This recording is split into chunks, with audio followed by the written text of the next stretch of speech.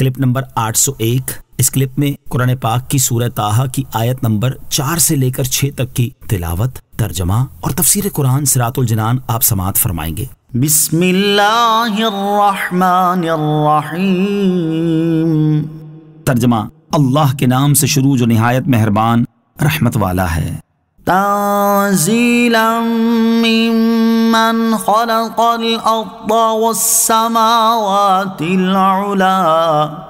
ترجمہ: اس کی طرف سے نازل کیا ہوا ہے جس نے زمین اور اونچے آسمان بنائے۔ تنزیلا، نازل کیا ہوا ہے۔ اس آیت میں اللہ تعالیٰ نے قرآن مجید کی عظمت بیان فرمائی کہ یہ قرآن اس اللہ عز و جل کی طرف سے نازل کیا ہوا ہے جس نے زمینوں اور بلند آسمانوں کو پیدا فرمایا، اور جس نے اتنی عظیم مخلوق پیدا فرمائی وہ خالق کتنا عظیم ہوگا۔ اور جب ایسی عظیم ذات نے قرآن مجید نازل فرمایا ہے تو یہ قرآن کتنا عظمت والا ہوگا۔ قرآن مجید کی عظمت بیان کرنے کا مقصد، یہاں قرآن کریم کی عظمت بیان کرنے سے مقصود یہ ہے کہ لوگ اس کے معانی میں غور و فکر کریں اور اس کے حقائق میں تدبر کریں، کیونکہ اس بات کا مشاہدہ ہے کہ جس پیغام کو بھیجنے والا انتہائی عظیم ہو تو اس پیغام کو بہت اہمیت دی جاتی ہے اور پوری توجہ سے اسے سنا جاتا ہے اور بھرپور طریقے سے اس کی اطاعت کی جاتی ہے۔ اور جب قرآن کریم کو نازل فرمانے والا سب سے بڑا عظیم ہے تو اس کی طرف سے بھیجے ہوئے قرآن عظیم کو سب سے زیادہ توجہ کے ساتھ سننا چاہیے اور اس میں انتہائی غور و فکر کرنا اور کامل طریقے سے اس کے دیے ہوئے احکام پر عمل کرنا چاہیے۔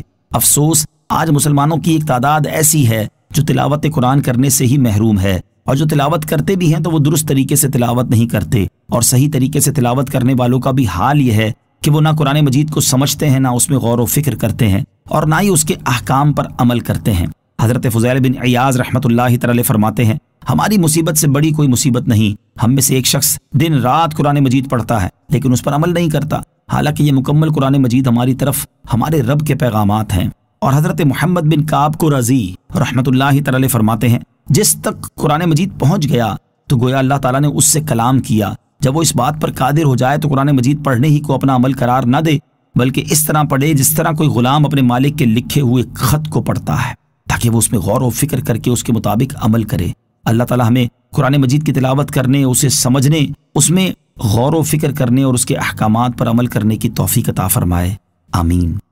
الرحمن علی العرش استوى له ما في السماوات وما في الأرض وما بينهما وما تحت الثرى۔ ترجمہ: وہ بڑا مہربان ہے، اس نے عرش پر استوا فرمایا جیسا اس کی شان کے لائق ہے، اسی کی ملک ہے جو کچھ آسمانوں میں ہے اور جو کچھ زمین میں، اور جو کچھ ان کے درمیان ہے اور جو کچھ اس گیلی مٹی یعنی زمین کے نیچے ہے۔ الرحمن، وہ بڑا مہربان ہے۔ اس آیت اور اس کے بعد والی آیت کا خلاصہ یہ ہے کہ قرآن مجید نازل کرنے والے کی شان یہ ہے کہ وہ بڑا مہربان ہے اور اس نے اپنی شان کے لائق عرش پر استوا فرمایا ہے، اور جو کچھ آسمانوں میں ہے، جو کچھ زمین میں ہے، جو کچھ زمین و آسمان کے درمیان ہے، اور جو کچھ اس گیلی مٹی یعنی زمین کے نیچے ہے، سب کا مالک بھی وہی ہے، وہی ان سب کی تدبیر فرماتا اور ان میں جیسے چاہے تصرف فرماتا ہے۔ عرش پر استوا فرمانے سے متعلق ایک اہم بات، اللہ تعالیٰ کی اپنی شان کے لائق عرش پر استوا فرمانے کی تفصیل سورہ اعراف کی آیت نمبر 54 کی تفسیر کے تحت گزر چکی ہے۔ یہاں اس سے متعلق ایک اہم بات یاد رکھیں۔ چنانچہ حضرت امام مالک رضی اللہ تعالیٰ عنہ سے مروی ہے کہ کسی شخص نے آ کر اس آیت کا مطلب دریافت کیا کہ اللہ تعالیٰ نے عرش پر کس طرح استوا فرمایا، تو آپ نے تھوڑے سے توقف کے بعد فرمایا، ہمیں یہ معلوم ہے کہ اللہ تعالیٰ نے عرش پر استوا فرمایا، لیکن اس کی کیفیت کیا تھی وہ ہمارے فہم سے بالا تر ہے، البتہ اس پر ایمان لانا واجب ہے اور اس کے بارے میں گفتگو کرنا بدعت ہے۔